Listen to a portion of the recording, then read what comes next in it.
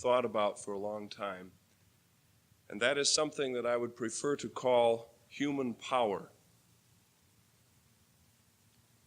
Human beings are powerful animals. If we look at ourselves, we see that we have the power to do great and wondrous things. And we see also that we have the power to destroy, even the power to destroy ourselves totally at this particular time in our civilization. If we look around us, we can see great monuments to our human power. From a technical standpoint, we see our vast developing highway system. We have newer and larger buildings. We have huge dams or power plants, which develop more power than we could ever conceive of. And we have the atom bomb. Also from this same viewpoint, from that of the technical, we see destruction of more and more open land. We see more concrete being poured into the ground and rising above the ground. We have more water and air pollution. And we have the threat of total destruction. The latter, all of this particular viewpoint, we might call negative human power. From a political viewpoint, we see great governments, the United Nations, the various treaty organizations, and the like, all witnesses to the political power of man. We also see Vietnam, the Middle East, Czechoslovakia, and know what destructive political power can mean. Religion is another area in which we can see both positive and negative results of human power. We have powerful organizations. We have beautiful edifices. We have works of faith. And we have a moral fabric that is given to us through most of the world's religions. We also have greed, pride, structure for structure's sake, condemnation, and the like, which can go a long way towards destroying religious man. Culturally, we have many tools that we use to convey the power of man. We create all of our structures, our rites, and our rituals for the transmission of our civilization. We develop particular views of man so that we can model ourselves after them. We also have the power culturally to destroy many peoples. More particularly, we have the awesome power of human relationships, those ties between persons that have the power to make or break all of us. In our friendships, in our marriages, in all our various and sundry groupings, we have the potential for tremendous use and abuse of human power.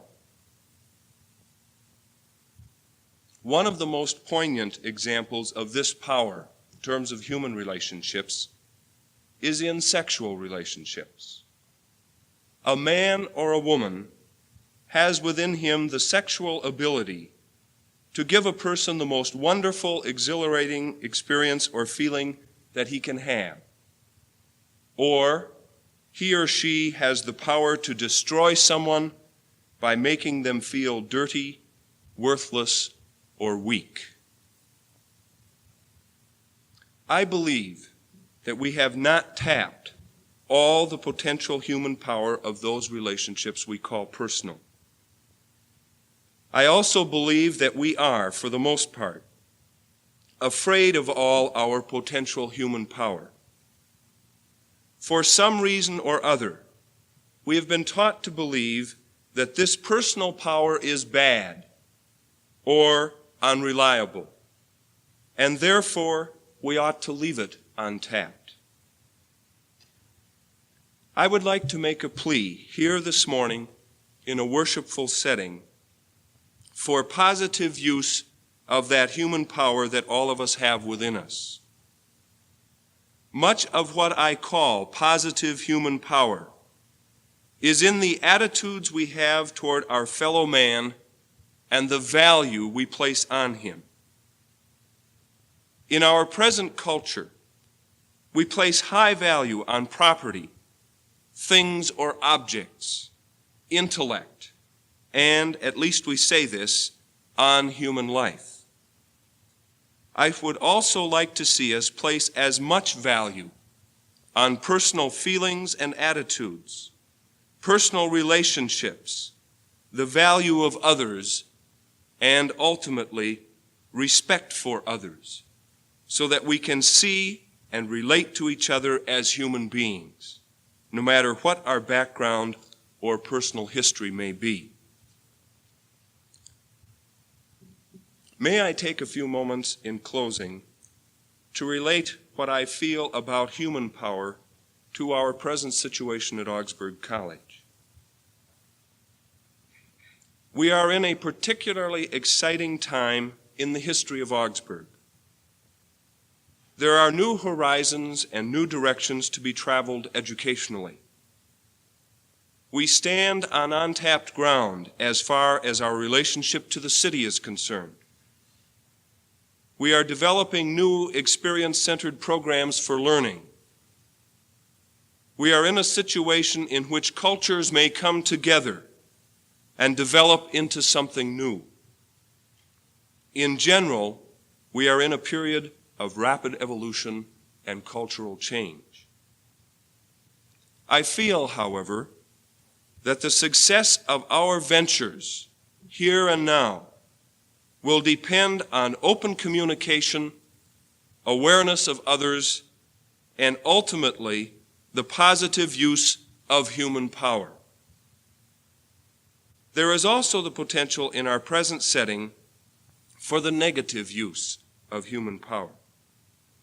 We can close our eyes to things, we can hide our feelings, and we can stop communicating with each other, as I think we are prone to do, primarily because of the dominant upbringing most of us have come out of.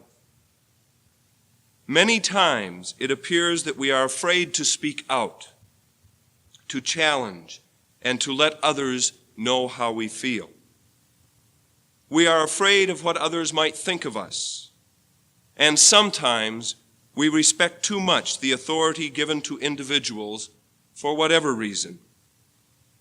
My plea, then, is for meaningful communication, for dialogue and for confrontation, not duologue, as Professor Kaplan delineated at Gustavus a few weeks ago.